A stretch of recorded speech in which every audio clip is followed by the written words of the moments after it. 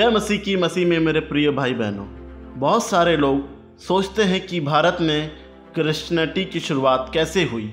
बहुत सारे लोग मसीह पर झूठा दोष लगाते हैं कि क्रिश्चियन एक विदेशी धर्म को मानते हैं और कुछ कहते हैं कि यह अंग्रेज़ों का धर्म है। पर क्या आपको पता है कि सच क्या है या कब और कैसे भारत में आया? मिशनरी वह है जिसे मिशन कार्य के लिए भेजा जाता है। प्रभु यीशु मसीह भी एक मिशन कार्य के लिए पृथ्वी पे आए। पिता परमेश्वर ने उन्हें भेजा कि संपूर्ण मानव जाति के लिए छुटकारा, उद्धार और सच्चे परमेश्वर के बारे में लोगों को बताए। प्रभु यीशु के क्रूस पर मृत्यु से पहले उन्होंने 12 चेलों को चुना और उन्हें सारी शिक्षाएं दी। और जब प्रभु यीशु मसीह क्रूस पर चढ़ाए गए और उसके बाद पुनरुत्थान के बाद जी उठे और स्वर्ग में चले गए, इसके बाद प्रभु यीशु के चेलों के ऊपर पवित्र आत्मा आया और उन्होंने यरूशलेम में प्रभु यीशु मसीह का प्रचार करना आरंभ कर दिया। पर प्रभु यीशु की आज्ञा थी कि तुम सारे जगत में जाओ और लोगों को चेला बनाओ।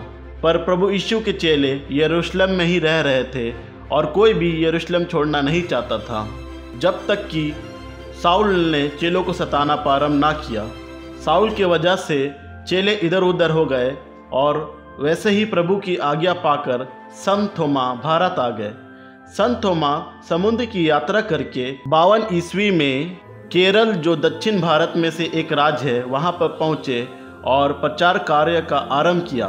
संत थोमा ने भारत आकर कुछ यहूदियों और कुछ ब्राह्मणों को सुसमाचार सुनाया और उनमें से कई लोगों ने विश्वास किया और बपतिस्मा लिया। उन्होंने केरल में 7 स्थानों में कलीसिया की स्थापना किया: कोडुंगलूर, पलियूर, परवूर, कोक्कामंगलम, निर्नाम, नीलकंकल, कोल्लम। इन जगहों में संत थोमा ने कलीसियाओं की स्थापना की। केरल में 10 साल सेवकाई करने के बाद वे मयालपुर आए, जो तमिलनाडु में है। वहाँ भी सुसमाचार का प्रचार किया। वहाँ भी बड़ी संख्या में लोगों ने विश्वास किया और बपतिस्मा लिया। यह देख वहाँ की कुछ रूढ़िवादी और कट्टर लोगों ने संत थोमा को मारने की योजना बनाई। संत थोमा उनसे भागकर एक पर्वत की गुफा में छिप गए, जिसे लिटिल माउंट कहा जाता है।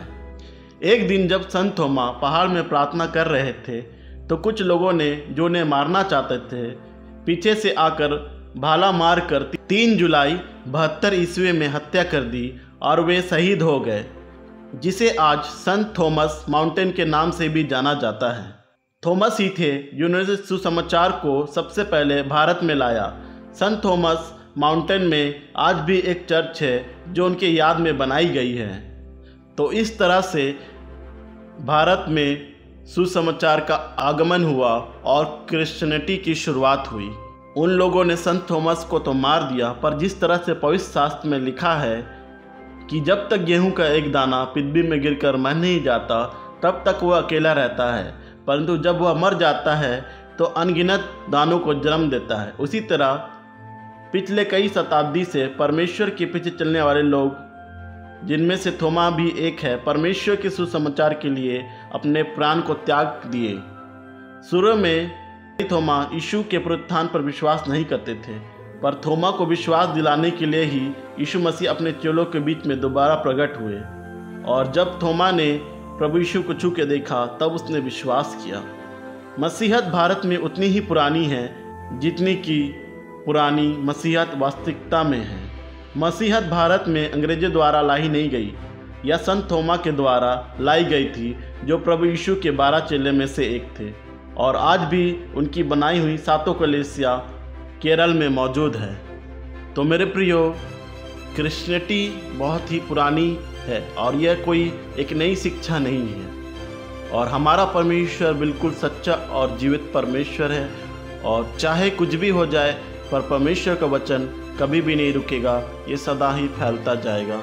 इस वीडियो के द्वारा आपने कुछ भी सीखा है तो इसे अपने दोस्तों और परिवारों के साथ में शेयर करें, इस वीडियो को लाइक करें और हमारे चैनल को सब्सक्राइब करें। इस वीडियो में अंत तक बने रहने के लिए आप सभी का धन्यवाद।